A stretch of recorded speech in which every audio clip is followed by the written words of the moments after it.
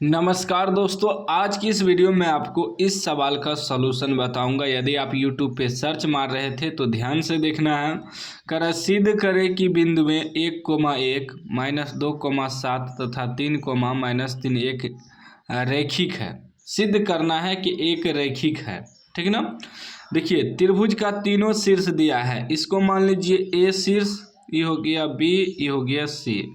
तीनों शीर्ष बैठा दीजिए। एगो है 1,1, ठीक, एगो है -2,7 और एगो है 3,-3, ठीक। अब इसमें देखिए, ई एक्स होता है, ई वाई होता है, ई एक्स ई वाई, ई एक्स ई वाई।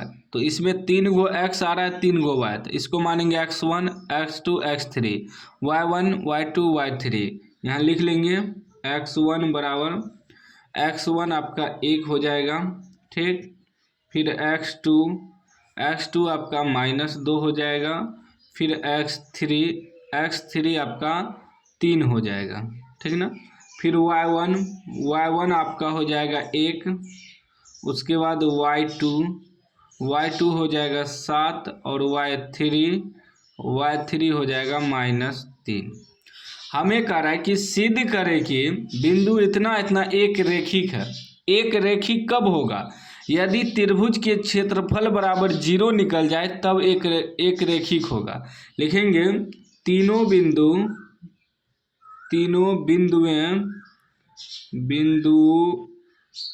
बिंदुएं एक रेखिक होगा, एक रैखिक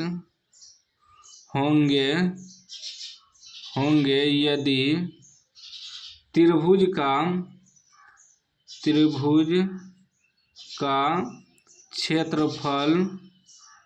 क्षेत्रफल बराबर 0 हो तो। यदि त्रिभुज का क्षेत्रफल बराबर 0 निकल जाए, समझ लीजिए तीनों बिंदु एक रेखिक होगा, एक ही रेखा पर होगा, ठीक ना।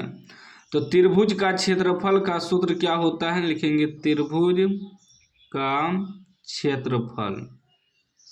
त्रिभुज का क्षेत्रफल बराबर सूत्र होता है 1/2 x1, ब्रैकेट में लिखेंगे y2 घटा y3 ब्रैकेट बंद प्लस x2, फिर ब्रैकेट में लिखेंगे y3 घटा y1 प्लस x3 और ब्रैकेट में लिखेंगे y1 घटा y2, ठीक ना। यह होता है त्रिभुज का क्षेत्रफल का सूत्र। अब बैठाइए तो 1/2 x1 कितना है? 1 है।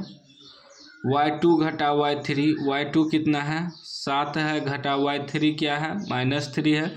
ई माइनस मिलके प्लस हो जाएगा।